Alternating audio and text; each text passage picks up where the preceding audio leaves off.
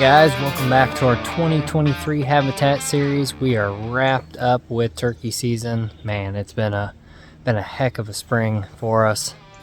Got a couple Easterns down, and if you guys haven't seen those episodes already, go back in our library, check those out.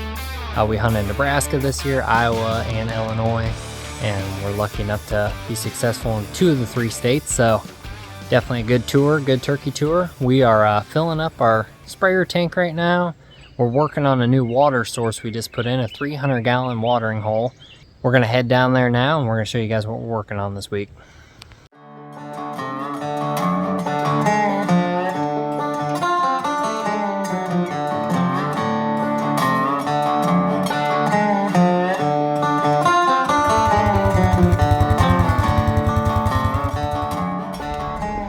So guys, we just got done putting another 30 gallons of water in our 300-gallon watering tank here. We're gonna head back to the truck here shortly, and we're gonna fill this back up with our holding tank we have in the bed of the truck. But first, let's talk about water sources. Why would you want a water source on your property? What's the benefits of hunting over a water source?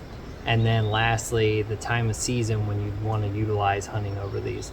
So to start this thing out, let's talk about why would you want a water source on your property. Deer do not necessarily need water, so like 50-60% of a deer's water intake is going to be through the food source itself. There's tons of studies out there that show this. So with that being said, especially this time of year when you got green food everywhere, herbaceous growth, and they're getting most of their moisture through that, you don't necessarily need the water, but the water is an attraction. So when you're hunting a state, especially like we are in Illinois, where you can't use mineral, no bait sites, nothing like that as far as getting inventory of your deer. This works out great for collecting intel through trail cameras to figure out what kind of bucks you have in the area, what kind of does you have in the area, the age class, things like that. This is a good attraction, a good focal point, and also creates some really good hunting opportunities. So that's one of the main reasons you'd want one of these on your farm, is because 1, you can collect intel, 2, you can hunt over this thing as long as it's placed correctly, and 3, it's gonna define the movement of the deer herd around your area, especially when they really start hitting this thing. We just fill the base of these things up with just a bunch of soil. I kind of want to get the water as muddy as I can. I have noticed that, but when we first purchased this farm, we had a timber pond and we have a creek that runs through the farm, and I thought, well, we don't really need a water source. We have multiple water sources on the farm. But then after hunting over the creek so many times, all the creek crossings, I noticed the deer are traveling through it, but they're not really drinking that much. And I couldn't really figure it out. Then I honed in on that timber pond, started hunting up there. Man, do they hit that thing. It seems like they almost like the muddier, dirtier water. And I don't know if that's just because of the minerals that are in the water versus like a flowing stream or what. But I have noticed the dirtier, the nastier the water is, the more stagnant it is. It seems like the more they hit it. So that's just something that I've noticed over time, just hunting over these things and putting them in. So it's a good little trick when you're starting these out. Make sure you get these things below grade. You want water to actually funnel down into it. You want to catch as much water, and also you want to utilize an area like I am here. We have a food plot here, but I kept this little strip right here of this honeysuckle and junk.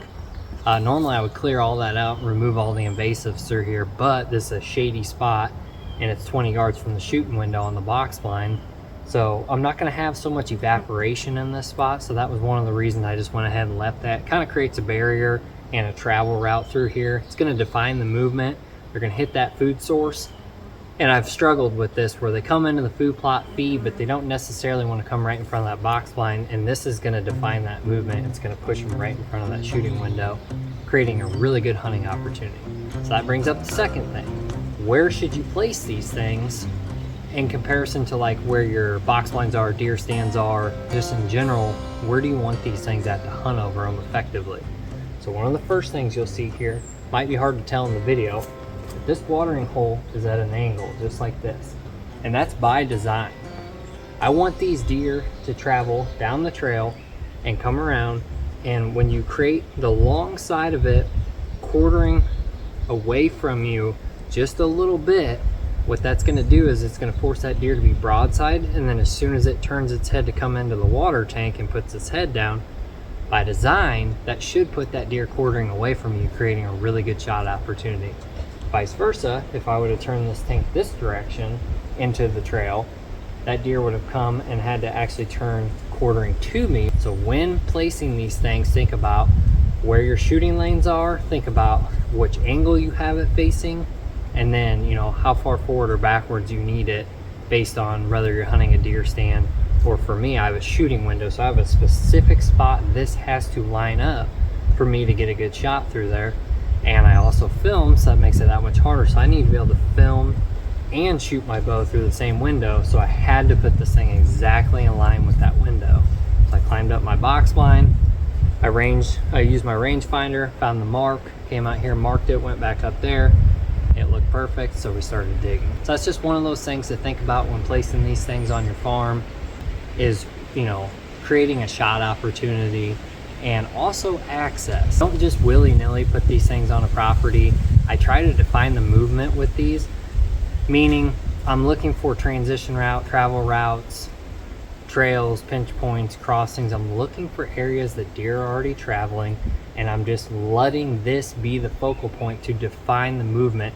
I don't care if they come down this trail, or this trail, as long as they're going down that trail with that watering hole out in front of them, I force them to the one trail at the end, which is where my stand location is. Doesn't matter exactly how they come into it, it's just where they are in relation to where you're hunting at the end of this thing. This is going to define that movement. This is going to force them in front of your stand. And when it does work out, man, is it awesome.